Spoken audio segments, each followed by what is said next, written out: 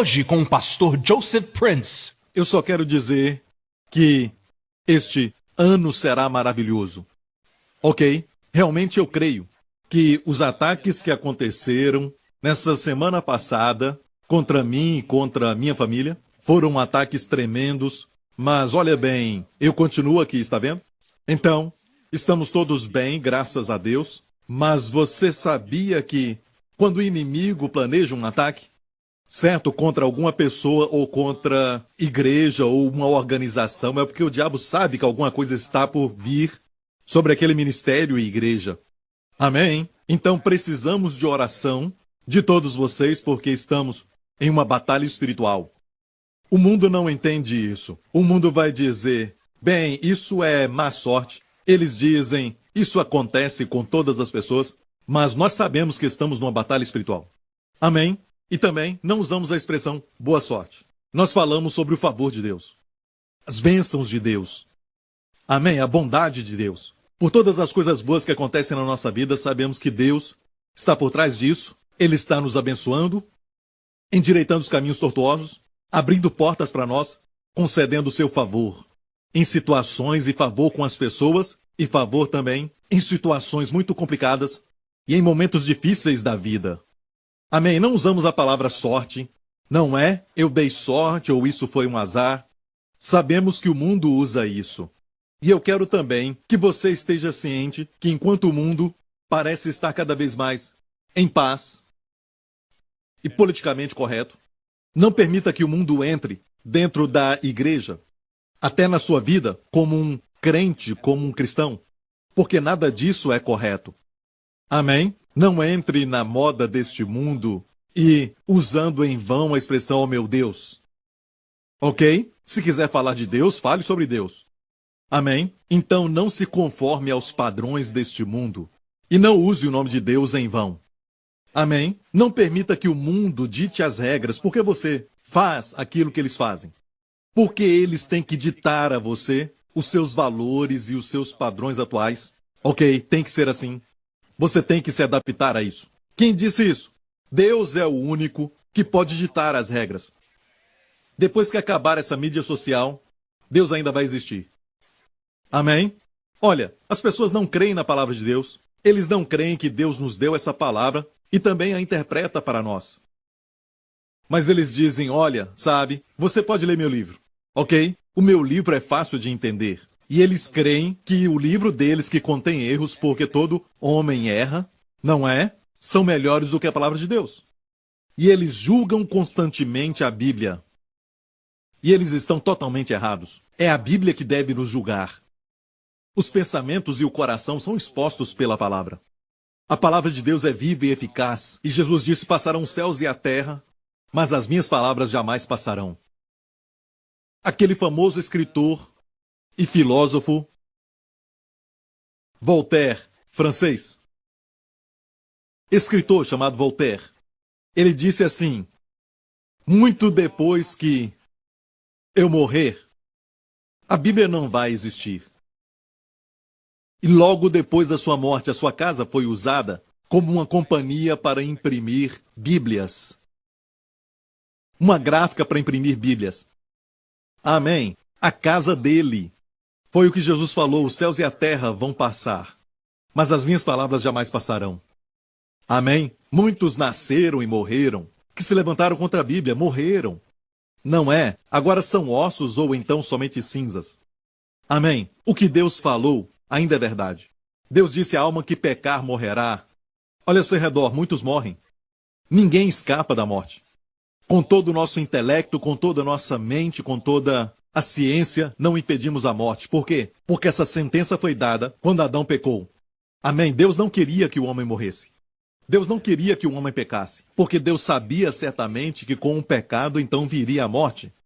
Como consequência. E Deus disse para não pecar, porque com isso a morte viria. Amém? Como resultado do pecado de Adão. Mas glória a Deus, porque é uma boa notícia. O salário do pecado é a morte. Mas o dom gratuito de Deus é a vida eterna. Vida, vida, vida. Vida eterna em Cristo Jesus, nosso Senhor. A vida eterna não é quando você morre e vai para o céu. A vida eterna começa agora. No momento que você recebe no coração a Jesus Cristo e nasce de novo, Essa vida que você tem agora é a vida eterna. É uma qualidade de vida. Não é viver muito, ou então aqueles que estão agora mesmo no Hades, que estão no inferno, também estão vivendo muito. Se podemos falar isso, não é uma qualidade de vida. É a vida que o próprio Deus vive. E quando olhamos no grego é chamado aionos zoe. Certo? Zoe, como o nome Zoe, que quer dizer vida. Aionos quer dizer eterna. Zoe, vida. Todos que nasceram de novo, todos aqui que já têm o aionos Zoe, gritem aleluia, diga glória a Deus. Amém, amém. Adore a Jesus. Você que já nasceu de novo, não se alegra com isso? Enquanto isso, as pessoas querem transformar a definição de tudo que existe por aí. Tudo tem sido redefinido. Continue fiel à palavra de Deus. O que a palavra de Deus diz é: amém. Tem durado mais do que todos que agora são cinza no sepulcro. Tem durado mais do que todos os críticos. Ainda é o livro mais vendido no mundo inteiro. E é o próprio Deus que a preserva. Amém? Alguns dizem, como é que a Bíblia que foi escrita muitos anos atrás ainda continua a mesma e o homem não a mudou? Bem, ainda bem que você perguntou isso. Por volta dos anos de 1940, um jovem beduíno estava procurando uma ovelha perdida perto do Mar Morto. Ele pensou que tinha escutado sua ovelha em uma certa caverna, e ali tem muitas cavernas naquela região, perto do Mar Vermelho, ali em Israel. Então ele entrou numa caverna e ele jogou algumas pedras lá dentro, e ele ouviu um barulho, clank. E este não era o barulho de um bode ou de uma ovelha quando ele jogou a pedra. Então ele pensou que tinha encontrado o tesouro.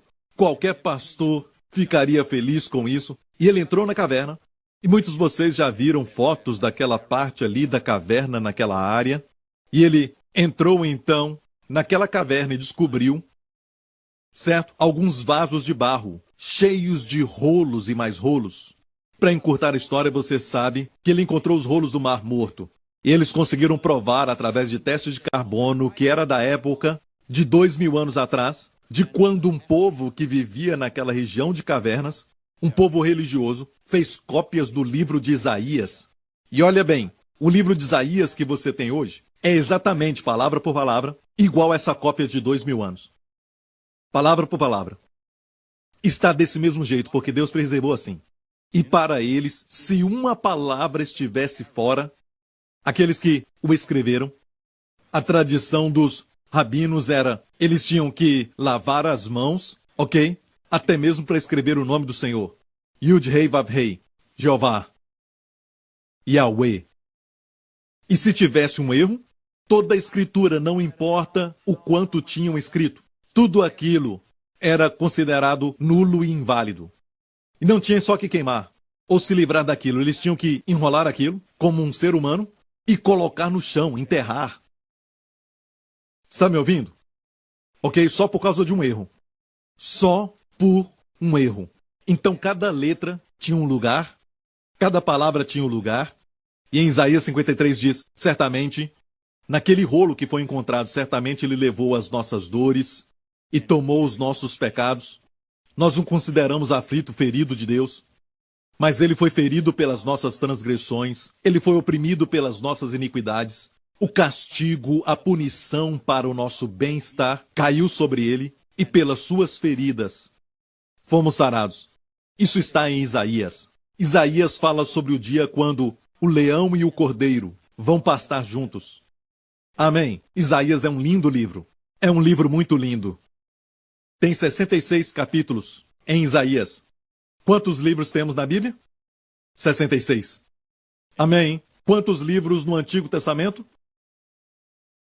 39. Muito bem. E quantos no Novo Testamento? Diminui de 66. Teremos 27. Muito bem. Sabe, se você ler Isaías, e por causa disso dizem que tem dois autores. Se você ler Isaías, capítulo 1 até chegar no capítulo 39, cada capítulo representa um livro do Antigo Testamento, que tem 39 livros, certo? 66 capítulos temos no livro de Isaías. 39 capítulos representam os 39 livros do Antigo Testamento. Durante esses 39, é julgamento, julgamento, muito julgamento. certo? Quando chega em Isaías 40, parece com o livro de Mateus, no Novo Testamento. Sabe quais são as primeiras palavras de Isaías 40? Consolai, consolai o meu povo. O assunto muda. Amém? E por 27 capítulos, e olha bem, Isaías 53 é depois do 40, quando fala de Jesus. Então é como uma mini Bíblia. Uma mini Bíblia. E por causa disso, alguns dizem que tem dois autores. Não tem dois, só tem um autor. Jesus mesmo disse, falando de Isaías, citando uma referência, e outra ele diz, Isaías disse. Amém? Glória a Deus. Quero que você saiba que a Bíblia que você tem nas suas mãos é preciosa. Um certo homem foi diagnosticado com um certo caroço maligno, um tumor, no seu queixo, bem no osso. E por isso ele ficou muito triste. Ele se dizia ser cristão. Eu nem sei se ele era realmente nascido de novo, mas me parece que ele tinha uma ligação, mas ele não era salvo. Você entendeu isso? E quando ele, depois de ter sido então diagnosticado com aquilo, ele voltou para casa, muito triste, deprimido. Ele perguntou à esposa onde estava a sua Bíblia. Ele nem sabia onde ela estava. Então a esposa encontrou a Bíblia e tirou a poeira e a deu para ele. Ele começou a ler a Bíblia. E ele disse assim, depois quando ele foi numa conferência, falando com um dos convidados ali, certo? O que aconteceu com ele? Ele disse que enquanto ele lia, algo acontecia com ele, ele sentiu uma alegria. Não imediatamente. Ele só lia as histórias, ele não sabia nem mesmo aonde começar. Talvez lendo sobre Sansão e Dalila. Talvez leu de Ruth, ou então sobre Davi e Golias. Mas enquanto ele lia, a história que ele lia. Amém? E a Bíblia não está politicamente correta. Ela fala a verdade. É algo maravilhoso encontrar com Jesus e ver que ele é real. Jesus é real, igreja. Amém? Amém? Deus sempre fala da realidade. Coisa verdadeira. Aquelas histórias aqueciam seu coração, traziam alegria para ele. Ele sentia isso. E ele disse então que quanto mais ele sentia isso, mais ele lia. Todo dia ele lia, lia e lia. Ele não sabe como, ninguém falou sobre cura para ele, ninguém o ensinou sobre isso. Mas ele falou com este convidado, que era um pastor, Dr. Norman Vincent Peale, que estava naquela conferência. Ele falou para ele que não sabia o que tinha acontecido. Talvez ele podia explicar. Foi isso que aconteceu comigo. Eu sou uma pessoa muito científica. Ele era uma pessoa muito conhecida na indústria, no seu tipo de negócio que fazia. Como explicar isso? Eu estava lendo a minha Bíblia e senti muita alegria, então voltei ao meu doutor e ele não pôde encontrar mais o tumor maligno. Desapareceu.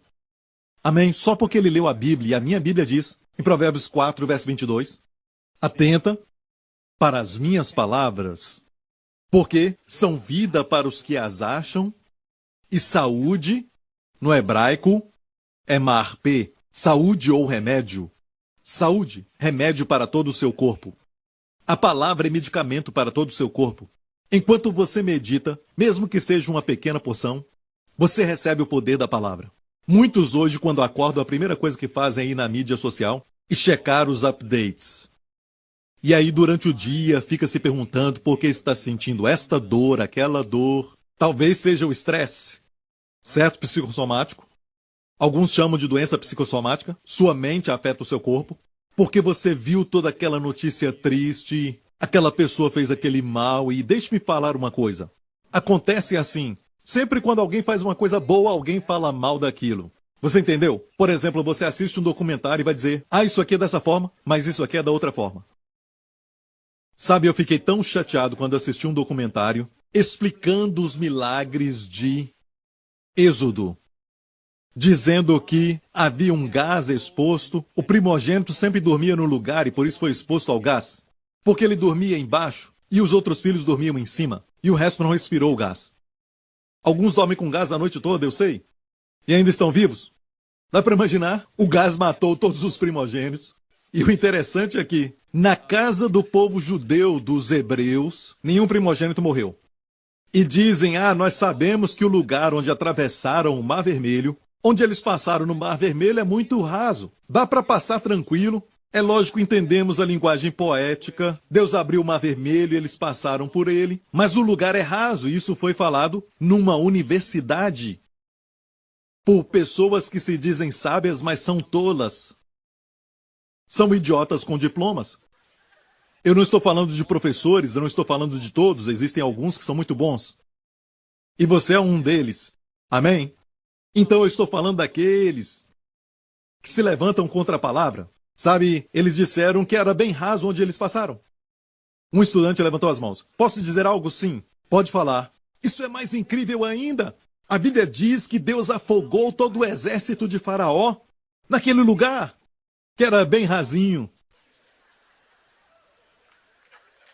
Da boca dos pequenos.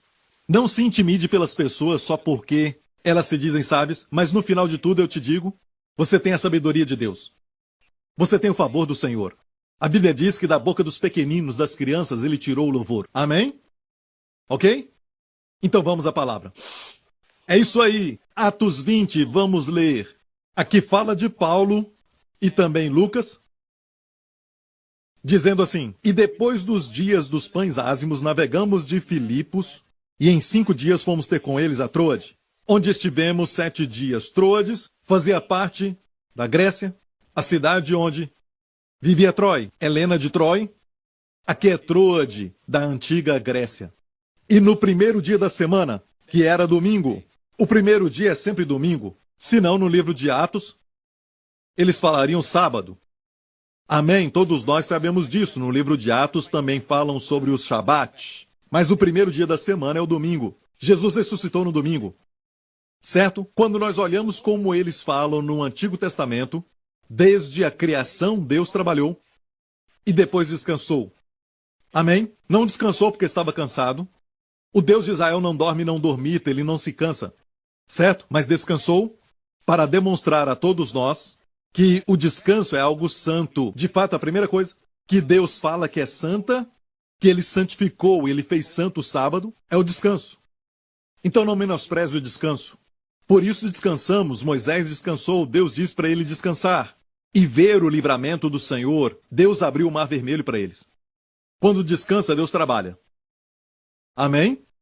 Não estou falando só do descanso físico, você precisa desse descanso pelo menos uma vez na semana. Amém, isso é sabedoria. E o projeto de muitos é trabalhar e depois descansar. Mas o jeito de Deus é Jesus ressuscitou depois do sábado. Para o povo judeu, o sábado era, na verdade, o 7º dia. E depois do 7º dia, Jesus ressuscitou dos mortos. Amém?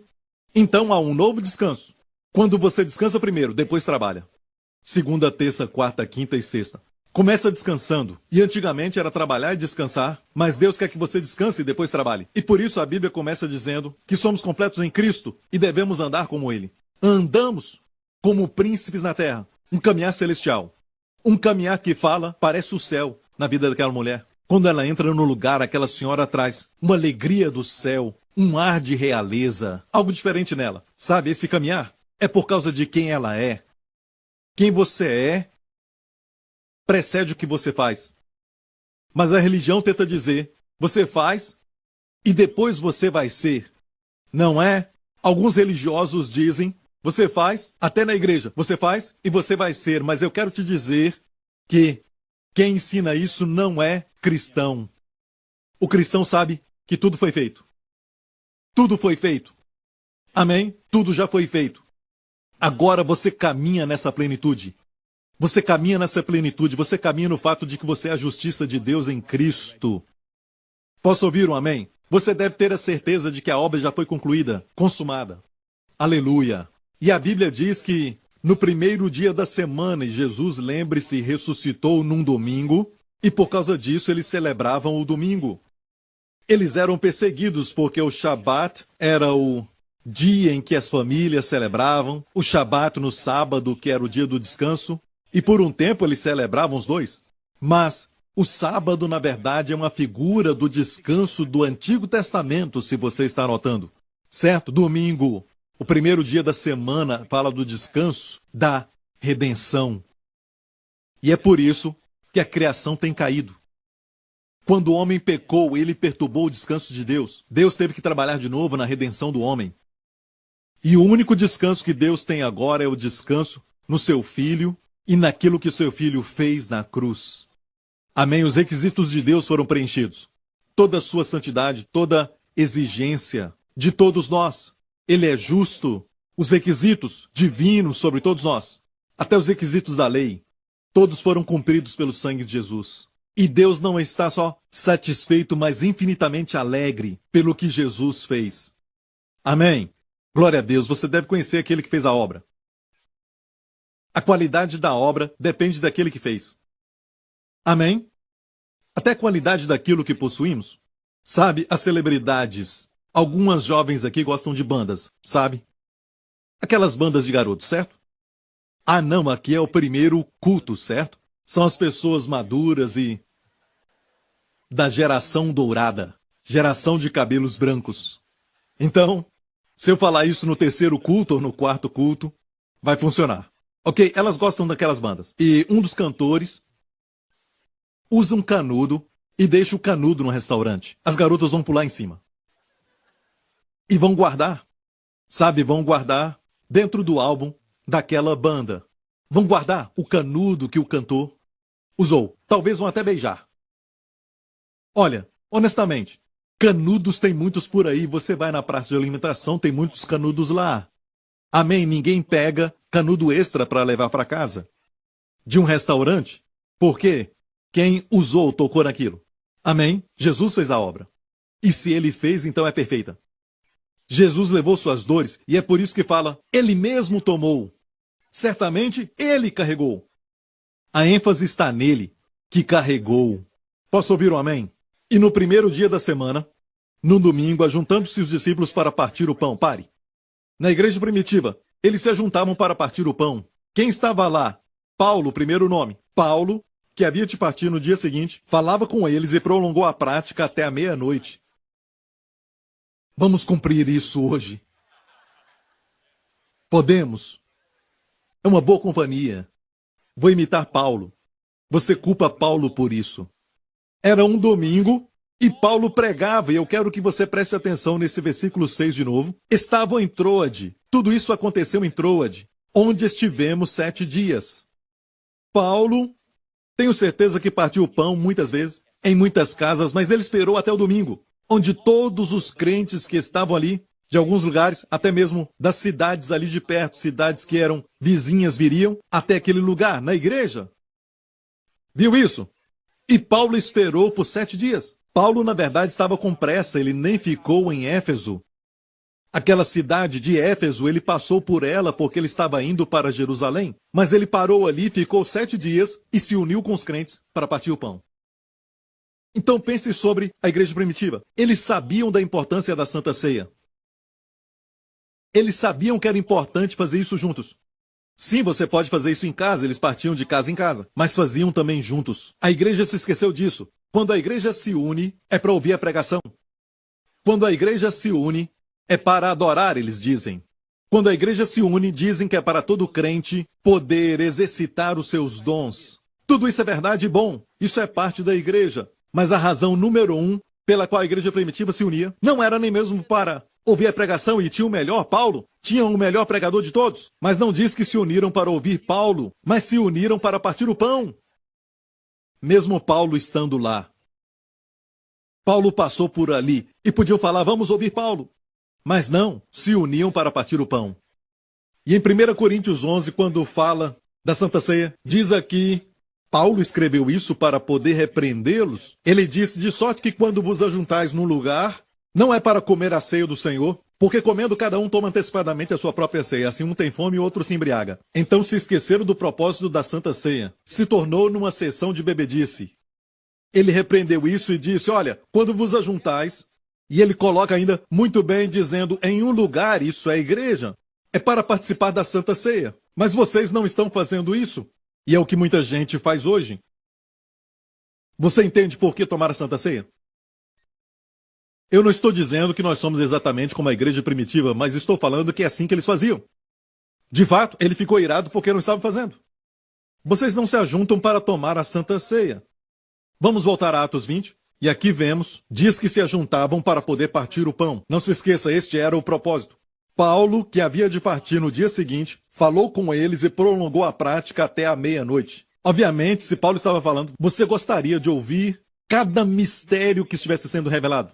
Amém? De como quando Paulo foi até o terceiro céu, Paulo disse que ouviu coisas que não dá para falar. E Paulo foi aquele para quem Deus deu 3/4 das revelações, amém, da igreja, da nossa posição em Cristo, a expressão em Cristo, nele, o que temos nele, as bênçãos que temos agora. Paulo recebeu a revelação disso como nenhum outro. Posso ouvir um amém? Alguns dizem hoje, o pastor Prince diz que só precisamos das cartas de Paulo. Eu não falei isso, eu nunca falei tal coisa. Não tente colocar palavras na minha boca, você não vai conseguir. Olha como a minha boca é grande. O que eu disse foi isso. Toda a Bíblia é inspirada. Ok? Toda a Bíblia foi inspirada por Deus. Mas, olha, uma declaração da serpente para Adão e Eva. Vocês não vão morrer. Está realmente escrita. Mas não é a verdade.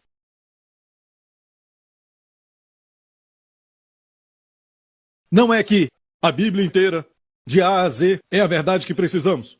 Olha, cuidado com isso. Onde encontramos a verdade que nos liberta? Ok? Sim.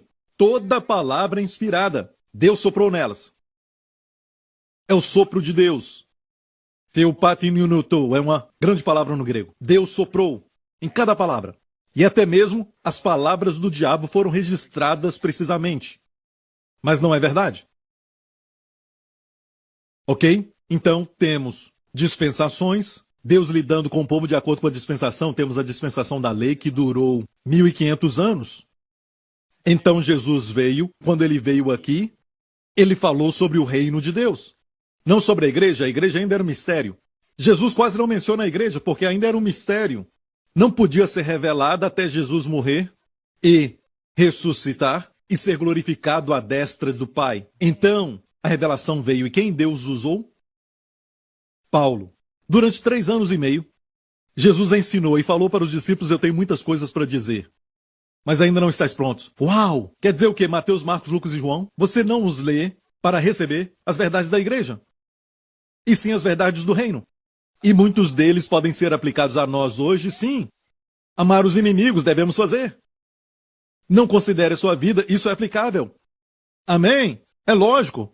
Os princípios do reino continuam conosco, mas muita coisa que Jesus disse não é mais aplicável. Por exemplo, ele disse: não andei no caminho dos gentios, mas ide as ovelhas perdidas da casa de Israel. Isso mudou. Agora ele diz: ide por todo o mundo. Posso ouvir um amém? E escute bem, igreja, o que eu vou falar vai mudar a sua vida, vai mudar a sua perspectiva, porque está faltando algo em você, e você já ouviu sobre Santa Ceia, muitas vezes já ouviu isso. Você tem ouvido sobre a importância de algo como orar no Espírito. Você já ouviu sobre o maravilhoso dom que temos na palavra de Deus, gastar tempo na palavra de Deus. Você já ouviu sobre isso? Mas olha, Deus está enfatizando a igreja como o lugar onde tudo isso acontece. Paulo esperou por 7 dias para que todos pudessem juntar em um só lugar. Há algo sobre isso, há uma unção ali que não se encontra em casa. Uma unção corporativa que é insubstituível por nenhum outro lugar. Não pode, tampouco, ser trocado por outra coisa. Devemos estar na casa de Deus, ainda mais quando vemos que Jesus está voltando. A Bíblia fala disso e vemos os sinais. Quanto mais deveis vós vos congregar. Só domingo não é suficiente. Na igreja primitiva, quando eles expulsavam alguém, eu quero falar sobre quando eles expulsavam. Era chamado de excomungar, certo? Na igreja primitiva falava muito sobre isso. E escute bem isso, Paulo estava presente e havia um jovem dormindo com a sua madrasta. Paulo então escreve isso em 1 Coríntios, dizendo para eles: olha, igreja, isso não se ouve nem entre os gentios, nem eles fazem isso, os gentios. Isso era ruim até para os gentios.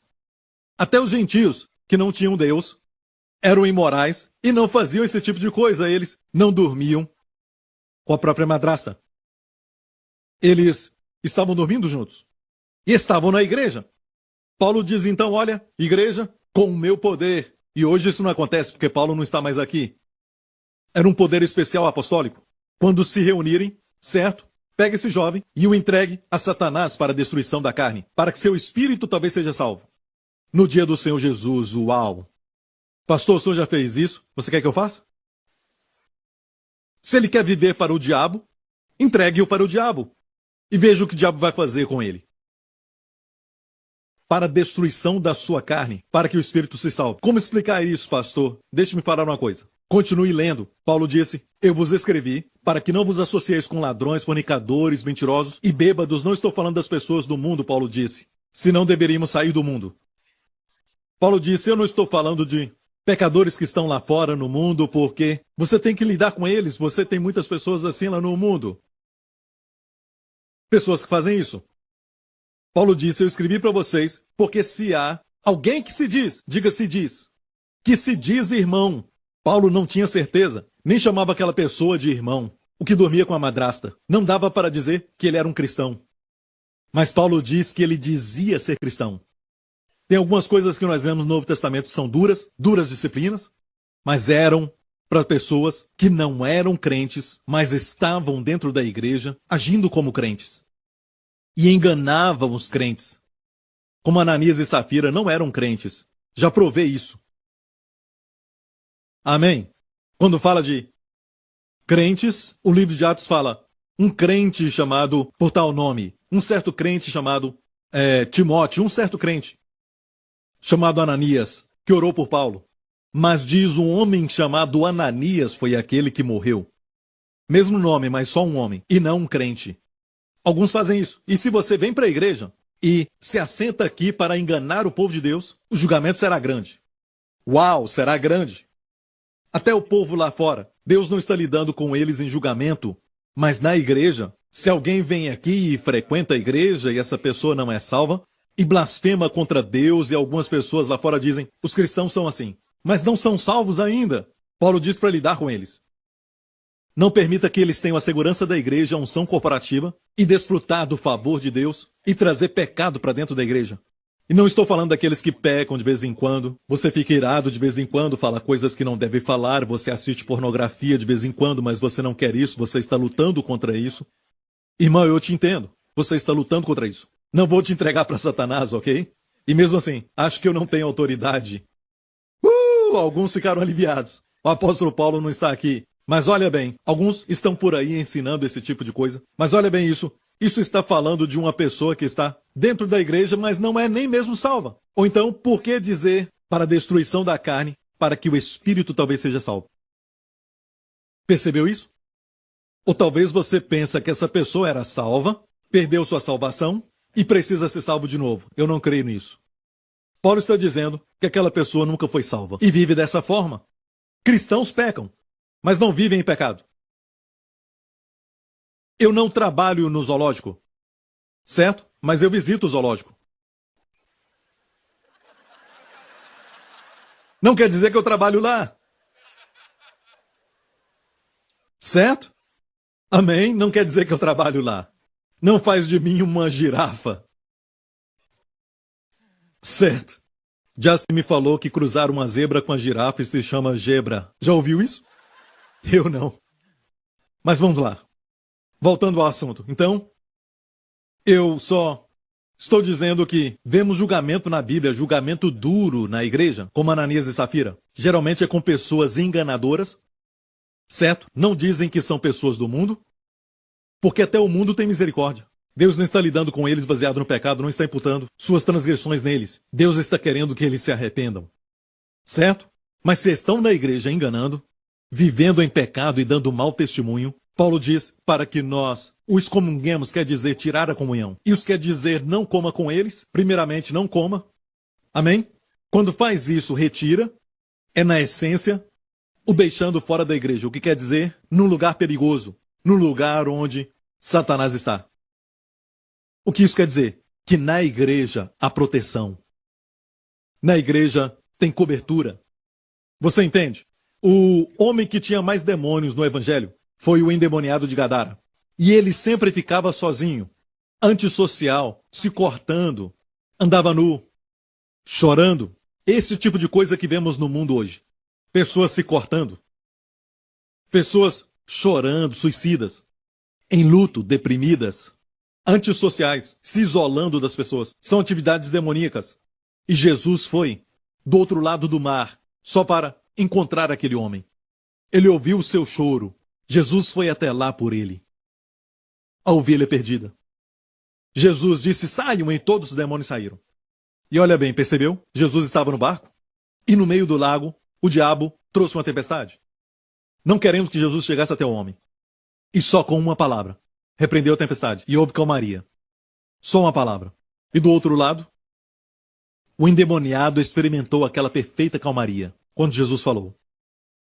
É por isso que a Bíblia fala que quando os discípulos o viram, porque eles estavam no barco com ele, mas quando ele lidou com o endemoniado, ele estava sozinho. Por quê? Porque eles ficaram no barco.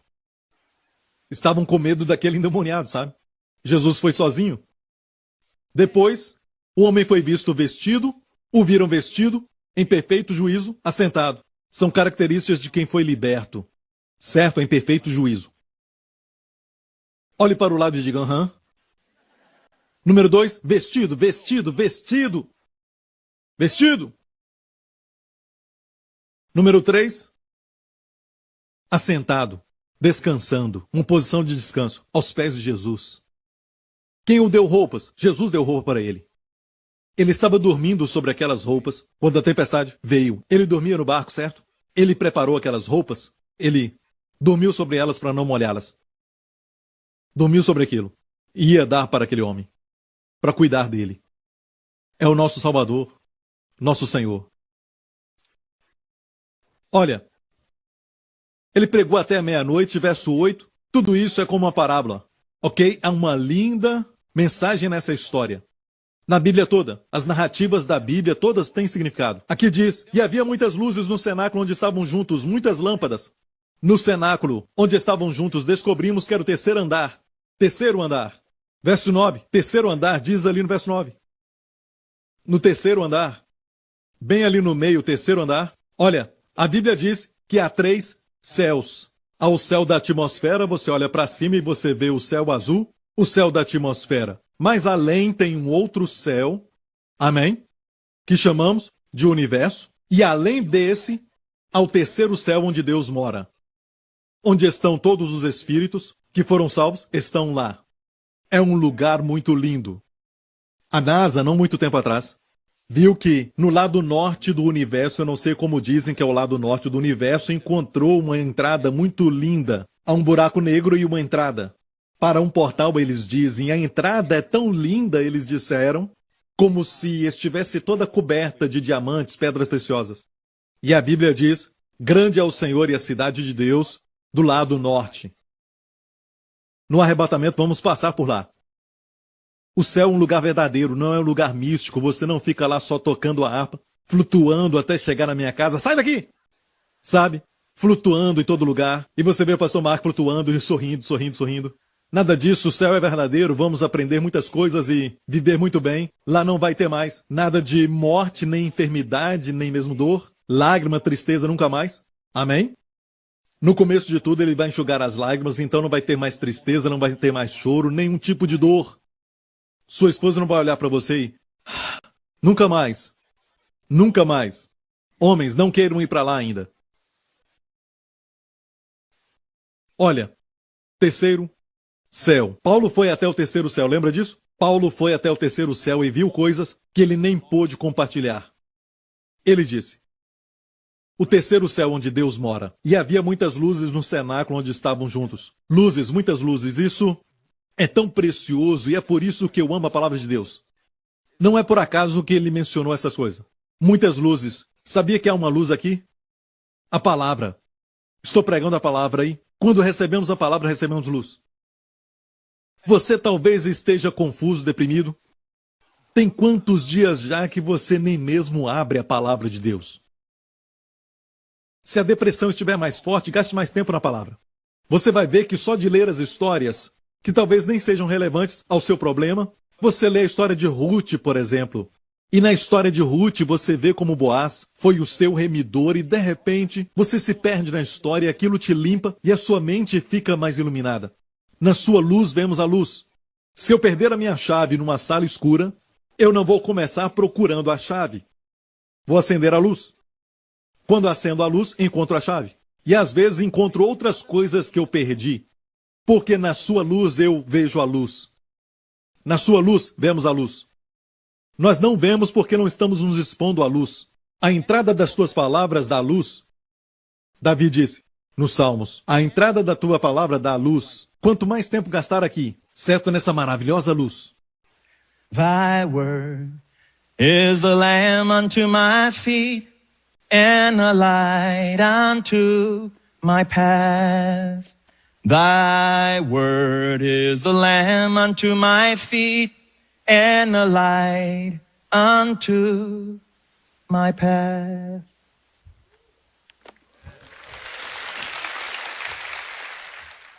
Glória a Deus. Então temos uma luz da palavra de Deus e outra luz é o Espírito Santo. Certo? Outra luz é você. Jesus falou sobre isso. Você é a luz do mundo. Quando nos unimos, quanta luz temos?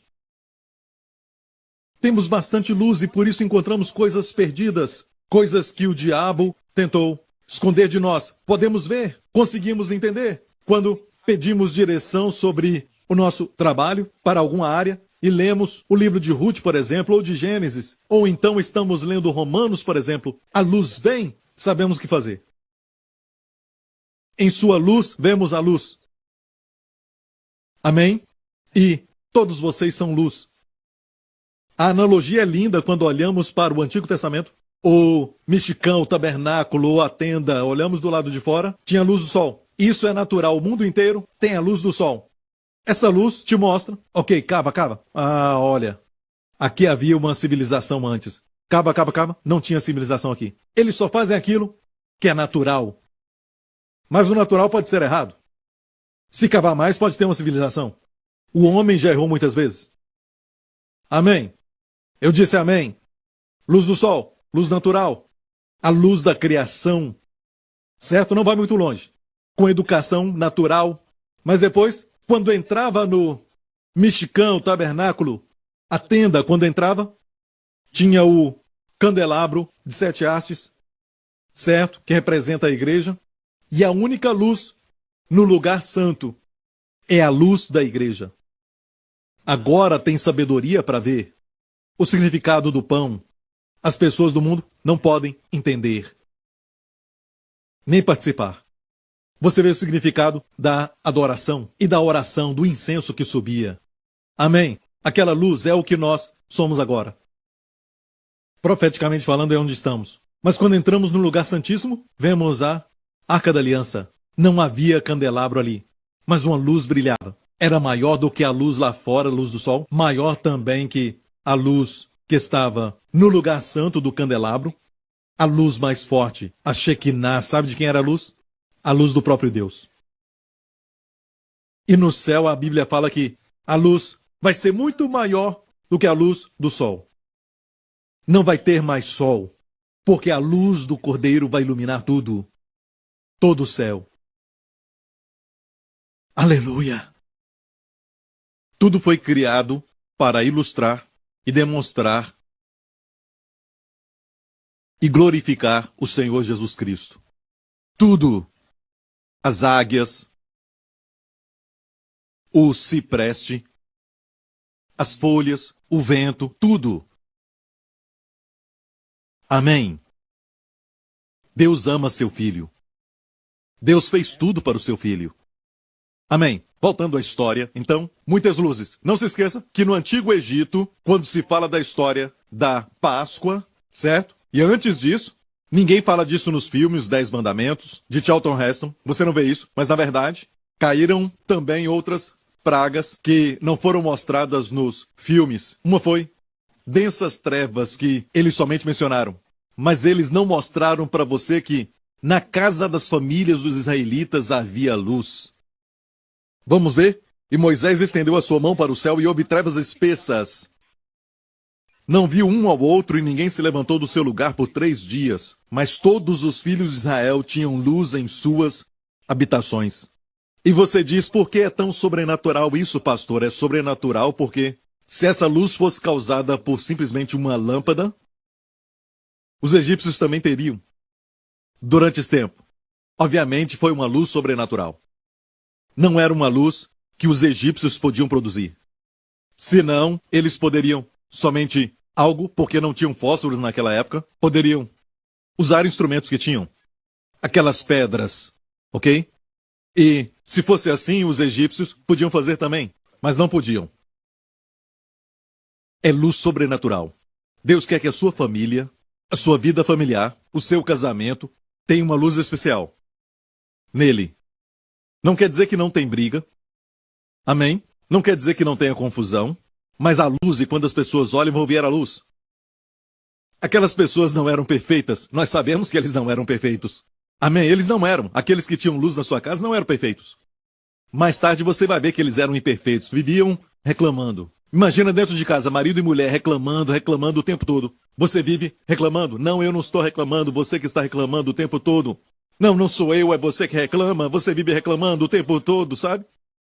Certo? É assim que a briga começa. Mesmo assim, eles tinham luz, sabe? E todos os egípcios, as pessoas do mundo olhavam e diziam: uau, que inveja deles. Eles têm luz. Amém? Mesmo tendo problemas. Lindo, luz no cenáculo. Eu tenho que terminar isso aqui. Vamos lá, vamos ler. E estando um certo jovem por nome Eutico assentado numa janela, quando o Espírito Santo menciona um nome, não é sem razão, porque tem tempo que não menciona nenhum nome.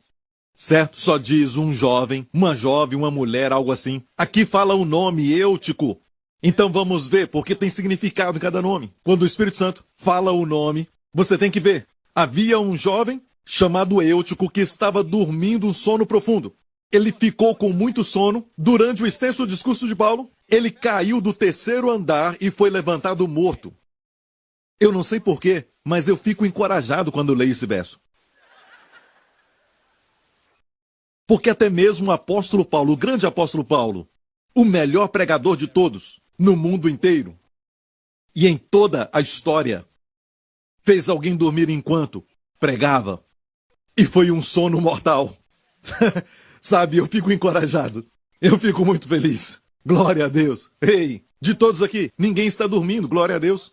Talvez esteja dormindo com os olhos abertos. Sabe, ainda me encoraja essa passagem.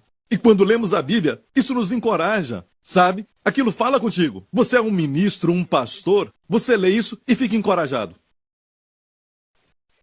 E Eutico, seu nome quer dizer, quando vemos um eu, como por exemplo em Eugênio, Eunice, quer dizer bom, como eulogia. Eu é bom, em grego, sempre bom. Eu é para bom. Logia é logos, dar uma eulogia, falar bem acerca de quem morreu, certo? Para uma pessoa que faleceu. Dá uma palavra, eulogia, certo? Da palavra eu e logos. Então temos Eutico, tecona. Eu é bom, tecona é na verdade, quer dizer assim, acertar o alvo. Usar uma seta ou uma lança para acertar o alvo. Isso não é interessante? Qual é a definição de pecado? Errar o alvo. Sabe, se você olhar a definição de pecado, a hamatia, você vai ver que é errar o alvo. Como em um atirador que atira algo e erra o alvo, assim também é definido o pecado. Todos nós erramos, certo? E Jesus nos faz acertar o alvo. Então, olha, Eutico quer dizer alguém que tem uma boa mira. Em alguns lugares que eu li, diz boa sorte, mas não usamos essa palavra. Certo? Acertar o alvo. E muitas vezes a igreja está perdendo o alvo. Como acertar o alvo caiu? Ouvindo a pregação de Paulo. Não ria, tem pessoas que caíram. Não estão na igreja hoje. Certo? O diabo conseguiu retirá-los da luz, levando para as trevas. Não é? E eles estão caídos. Eles dormiram. A Bíblia diz que ele dormiu. E a Bíblia aqui não é muito clara se esse jovem morreu ou não. Não é falado isso. No original, fala que está como morto. Mas como morto pode ser como se ele estivesse morto. Ou que morreu. Mas ainda não está claro. E quando o Espírito Santo fala dessa forma, é porque ele quer que você saiba que, no nosso caso, vemos pessoas se desviando. Nós não sabemos se eles estão realmente mortos espiritualmente ou se eles nunca foram salvos. Você está entendendo? Vamos em frente. Aqui diz, tomado de um sono profundo que lhe sobreveio, durante o extenso discurso de Paulo, ele caiu e foi levantado morto. Eutico que caiu. Então um bom alvo caiu. E quando alguém cai do terceiro andar, certo? está caindo de um lugar mais alto para um lugar mais baixo. Lembre-se sempre, quando você desobedece a Deus ou então não quer nada com Deus, você não sobe, mas você cai. Você já viu o número de vezes que a Bíblia fala quando Jonas se afastou da ordem de Deus, a instrução que Deus tinha dado para ele pregar? A Bíblia diz que ele desceu a Jope. Desceu a Jope, depois desceu até o porto. E depois ele desceu até o navio. Depois que o barco partiu com ele, ele desceu ainda mais. Eles o jogaram dentro do oceano. Ainda vai descer mais. Certo? Não bastou. Depois, ele desceu até o estômago de um grande peixe. Agora, essa é a vida de alguém que se afasta de Deus. Não é? E a Bíblia usa a palavra: vamos então subir a montanha do Senhor, o lugar da presença, do ajuntamento do povo. Como a igreja, você sempre sobe. Você sempre sobe. É por isso que a história do Mar Morto, que é um lugar baixo, e Deus desenhou a topografia e geografia de Israel para nos ensinar. Como o Mar Morto, que é o lugar mais baixo do planeta Terra. Amém? Eu li isso, Jesus foi batizado ali, na região do Mar Morto, no Rio Jordão, e Deus falou comigo, nos lugares mais baixos da vida do seu filho. Fale de forma afirmativa. Fale como eu falei, tu és meu filho amado. Depois, o lugar mais alto de Israel é o Monte Hermon. Naquele monte ele foi transfigurado e o Senhor disse, este é o meu filho amado. Quando eles conquistarem algo, fale algo bom. Quando errarem, fale bem. E quando eles conquistarem algo, realizarem algo grande, fale bem. Não perca a oportunidade para falar bem. Amém? Olha bem, você vai até o Mar Morto, o lugar mais baixo do planeta Terra, e sobe a Jerusalém. É realmente subir ao templo do Senhor. Então lembre-se sempre, como o Abraão, Deus falou para ele ir à terra de Canaã, certo? Mas ele desceu até o Egito. E teve problemas ali. Não haveria Ismael nem Agar se ele não tivesse descido ao Egito. Mas ele desceu ao Egito. Certo? Então, sempre se lembre, o diabo faz você pensar que você está subindo, enganando, mentindo. Não, você vai descer. Lembre-se disso, ok? Agora é uma boa hora para falar amém. Ok. Verso 10.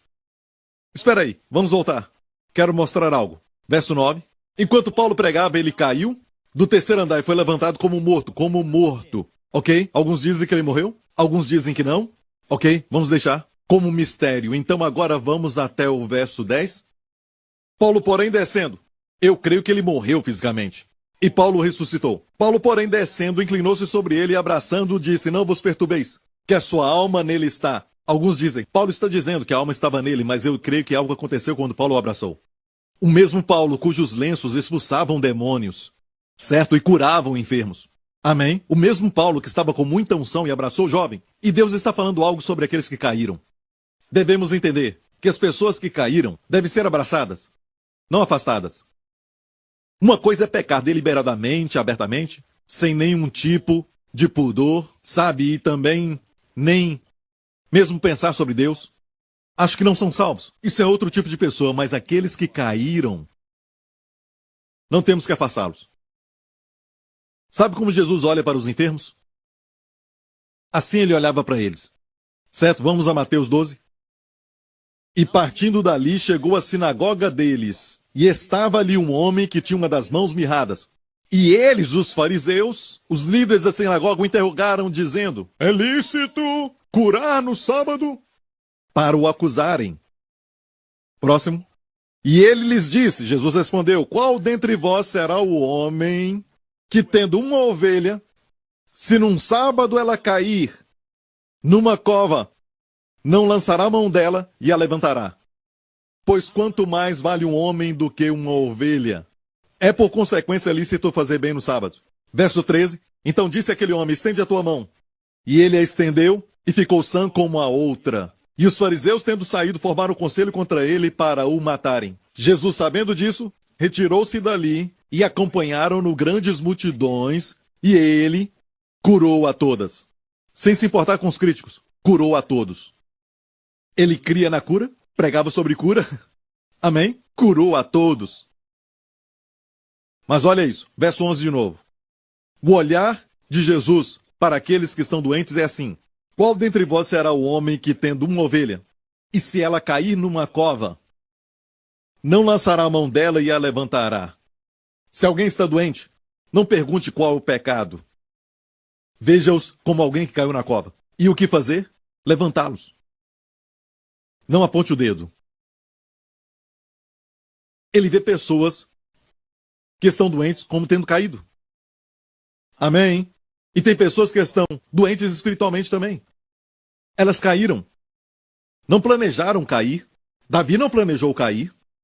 Ele só queria descansar um pouco das guerras, estava cansado, então ele acordou e isso nos mostra que ele estava dormindo o dia inteiro. E ele viu Batseba tomando banho. Batseba banhava. Certo? Você conhece o resto da história. Não, é sempre assim. Você não quer pecar, você não planejou isso, mas você cai. Não é um ato deliberado. Depois de cair, fica ali, se orgulhando disso. Fala com outras pessoas que querem te aconselhar porque te amam. Se levanta contra todo mundo e até mesmo se orgulha do pecado. Vivendo com outra mulher, enquanto a esposa está em casa. Você vai descer, irmão. Você vai cair. Você vai cair, irmão.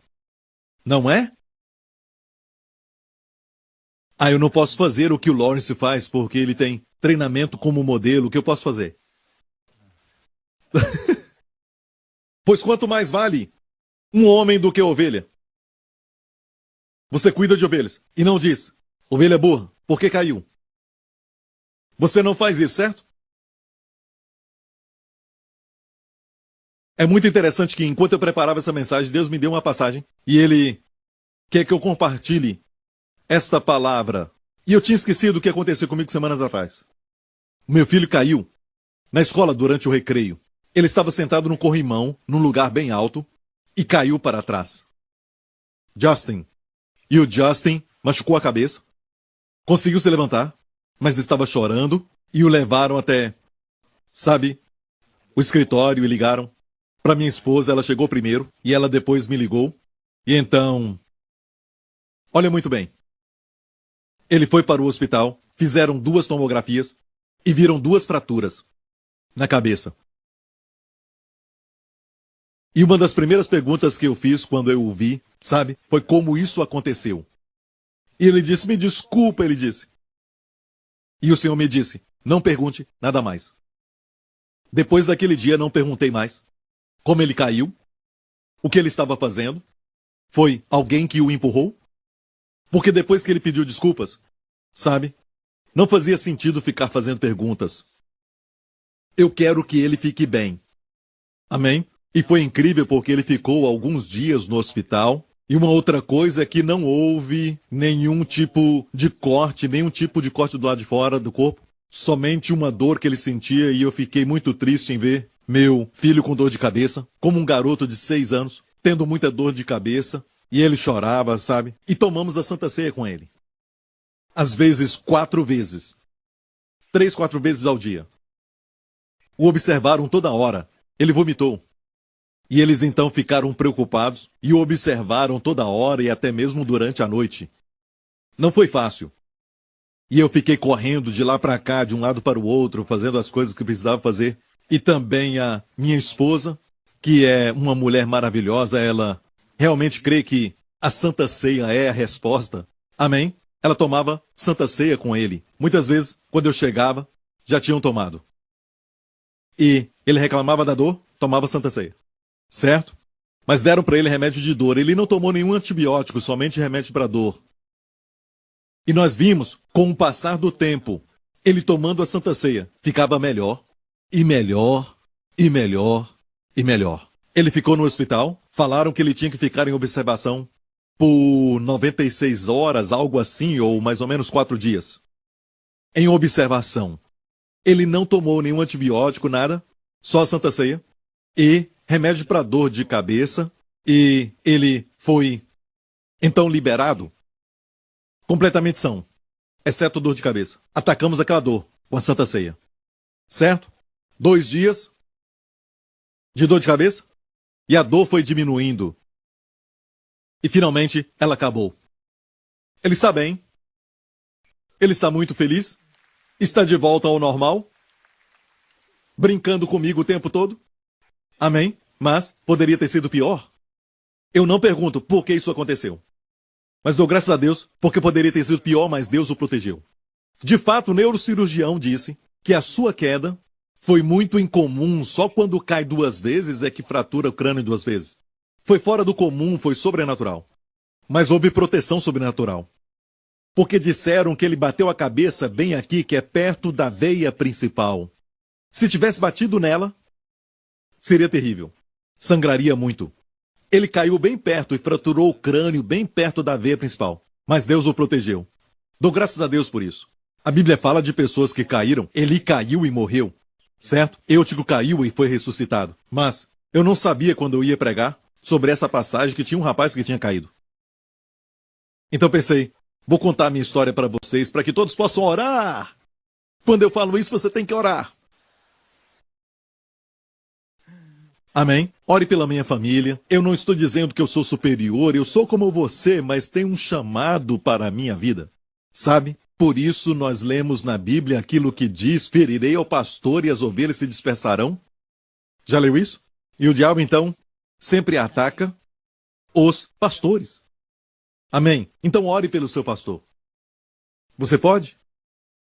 Eu agradeço, é a melhor coisa que faz por mim. E naqueles dias, quando ele estava no hospital, eu corria de um lado para o outro fazendo o que deveria ser feito. E, graças a Deus, tudo estava em ordem. Na verdade, ministrei para muitas pessoas durante aqueles dias. No hospital, encontrei uma pessoa e ministrei para ela. Eu fui a um lugar, encontrei uma pessoa, me assentei e falei com aquela pessoa. Encontrei outra pessoa no mesmo dia e ministrei também. Eu tinha vontade de chorar por dentro, mas ministrava. Então eu entendo quando diz que há um tesouro em vaso de barro. O vaso de barro tem vontade de chorar e eu chorei. Ok? Mas o tesouro é maravilhoso. Você chora se você vê o seu filho com dores, certo? É uma coisa que nenhum pai quer. Sabe? E agradeço a Deus pela restauração, seu osso será restaurado 120%. Não será como era antes. Amém? Eu creio que esse garoto tem, sabe, a mão de Deus sobre ele. Eu não sei se é um chamado de Deus ainda, mas tem algo especial nele, na sua vida. Amém? Glória a Deus. Ok. E o que aconteceu? Vamos voltar a Atos 20. Paulo, porém, descendo, inclinou-se sobre ele. Olha bem, a Bíblia diz, Paulo descendo. Eu amo isso. Paulo descendo, diga descendo. Diga descendo. Muitas pessoas, quando alguém cai, o colocam mais para baixo ainda. Certo? Olha para eles, como se estivessem em outro nível. A melhor forma de ministrar a eles é ir até eles. Paulo desceu, entendeu isso? Ele não ministrou de longe, ele desceu até o nível dele. Depois inclinou-se sobre ele, que é a palavra abraçar. Ele não abandonou aquele que caiu. Ia só piorar. Certo?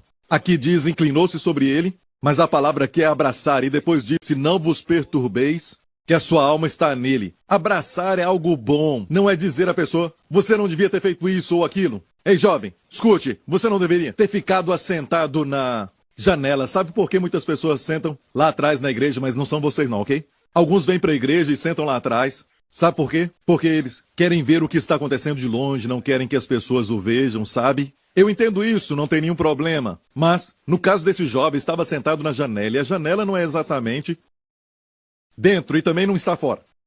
Muitas vezes, quando fala de cair espiritualmente, devemos ver se está fora, no mundo, ou está mesmo em Jesus. Amém. Amém. Não se assente na janela, porque no final, você não aproveita nenhum. Você é muito salvo para desfrutar do mundo completamente. Vou falar de novo. Uau, isso veio do Espírito Santo. Você é muito salvo para desfrutar do mundo completamente. Certo? Mas do outro lado, você tem um pouco do mundo em você e não desfruta a vida abundante completamente. Ou seja, escolhe um. Amém? Eu disse escolha um. Mas, líderes, para ministrar a eles, desça ao nível deles e abrace-os. Não os critique, não os acuse, não pergunte nada, mas somente os ame. Amém? Paulo disse, não vos perturbeis que a sua alma está nele. É como se fosse um testemunho para os arminianos. Sabe? Olha, ele caiu, mas não perdeu a salvação. Sua alma está nele. Amém? Glória a Deus. E subindo, está tudo bem? Uma coisa terrível quase aconteceu, mas ele está salvo, ok? Então deixa pra lá. Santa Ceia. Não, Paulo subiu. Você acha que o que aconteceu com meu filho vai me impedir de falar da Santa Ceia? De jeito nenhum. Não mesmo. Estou falando de Santa Ceia. Certo? Nada vai me parar. Glória a Deus. Paulo subiu e partindo o pão, comeu. E subindo e partindo o pão e comendo, olha bem, o que ele fez? Continuou pregando. Ainda lhes falou largamente até a alvorada. E assim partiu. Olha bem, a Bíblia diz, ela diz, que quando participamos da Santa Ceia, estamos fazendo isso até o Senhor Jesus voltar. Ele voltará 2 vezes. A Bíblia fala sobre 2 vezes. No Antigo Testamento, o último capítulo termina falando do sol da justiça. O último capítulo do Novo Testamento termina com a brilhante estrela da manhã. Para Israel, ele virá como o sol. Eles vão reconhecê-lo mais tarde, depois do arrebatamento. De manhã seremos levados. Eles vão reconhecê-lo à tarde. Para a igreja ele virá como, no Novo Testamento, como a estrela resplandecente da manhã. Cedo de manhã, no início do dia. Na Santa Ceia lembramos da morte do Senhor, até que ele venha. Pregue até o final. Vamos pregar até a volta de Jesus. Israel está agora, na grande maioria, cego. A Bíblia diz isso. Eles não reconhecem o Messias, mas o reconhecerão mais tarde. E ele virá a eles como o sol do novo dia, o sol da justiça. Por isso o sol da justiça está no último capítulo do Antigo Testamento e a estrela da manhã, para todos nós, no Novo Testamento, no último capítulo do livro do Apocalipse. Glórias a Deus, aleluia. Ele virá. Eu disse, ele virá. A estrela da manhã, se quiser ver, acorde às 4 ou 5 e você vai poder ver. A estrela do norte. Olha para cima, é chamada a estrela da manhã. Você olha e vê a primeira estrela, que brilha tanto, um pouco antes do sol nascer, você vê a estrela. No meio das trevas ele vai voltar. Você acha que vemos trevas agora? Ele voltará. Então, no meio dessa decadência moral e de toda a maldade lá fora, as trevas e também a impureza e a confusão e depressão e tantas trevas, tudo acontecendo, e você vê as pessoas estão sem direção, não sabem o que é certo, o que é errado, estão redefinindo todas as coisas no mundo. Existe luz, lâmpadas na casa de Deus. Venha para cá. Se você vier, vai ver coisas que não viu antes. Amém. E vai ser abençoado. Glória a Deus. Quero ler algo para você. Acho que é necessário porque fala de luz na sua casa. Vou terminar falando sobre isso. Ops, tenho muitos testemunhos aqui. Não se preocupe, eu não vou ler até a alvorada.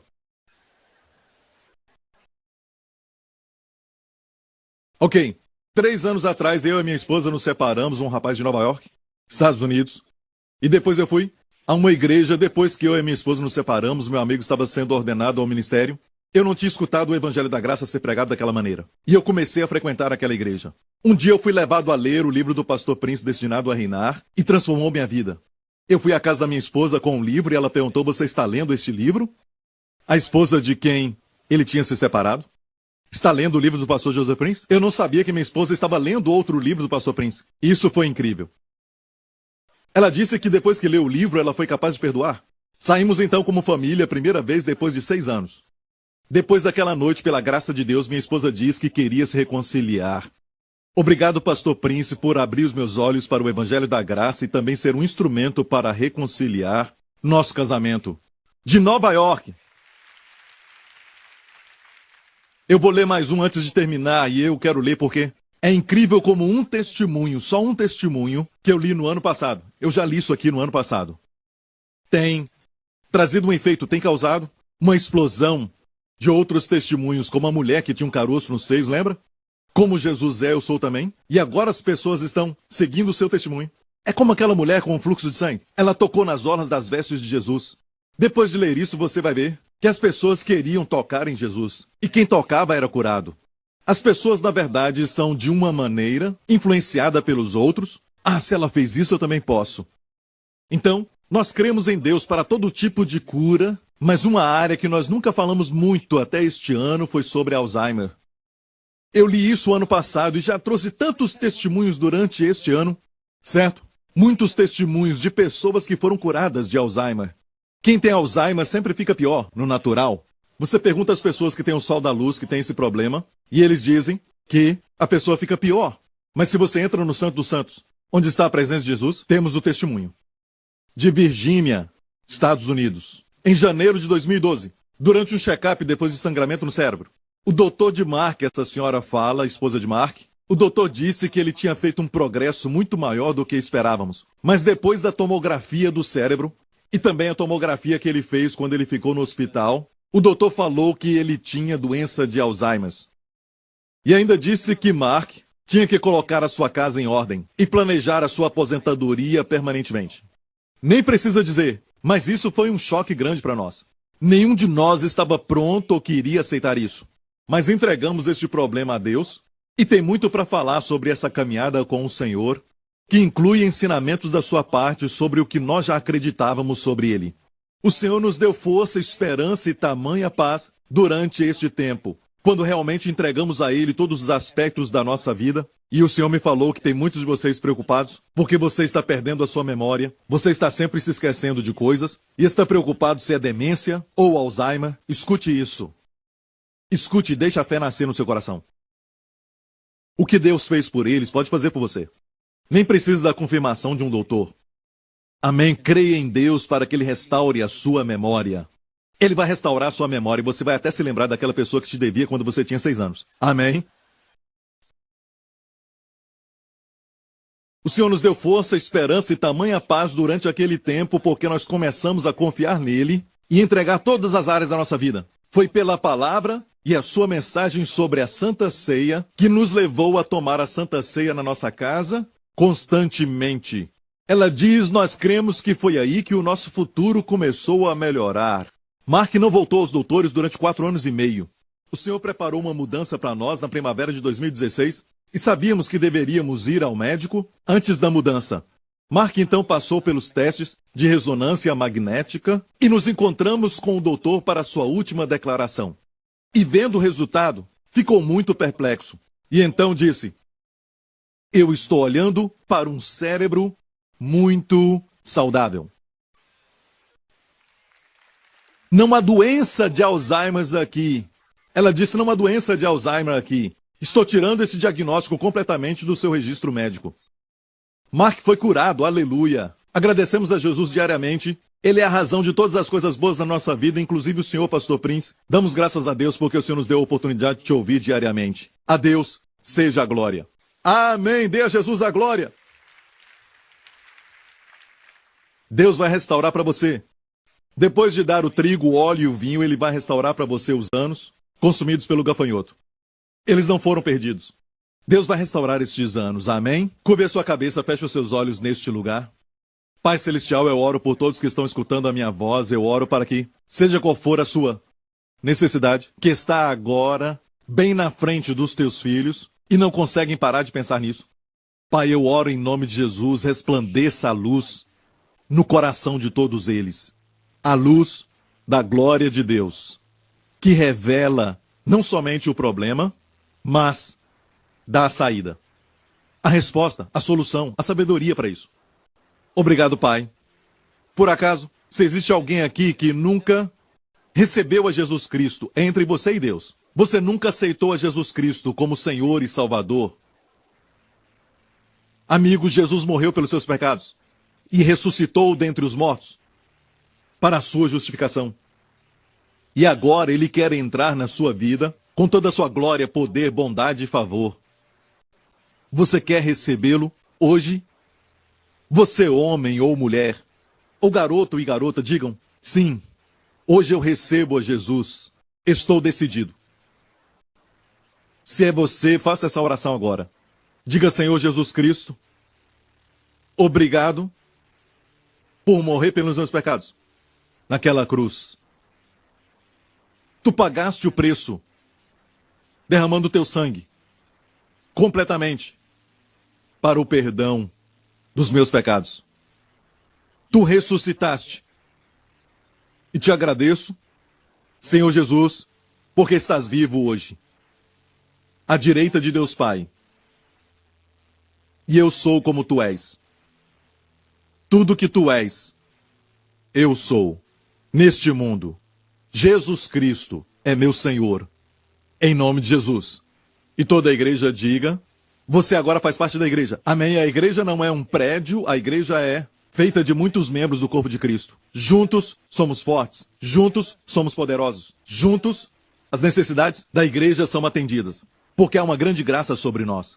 Um pregador pode ter dons, mas juntos temos todos os dons que Deus deu à igreja. Fiquem em pé. Olha, igreja, quero te mostrar o Justin. Hi.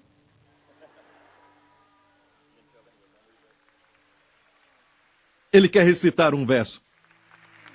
Luke 1 verse 37. For with God nothing will be impossible. Amém. Glória a Deus.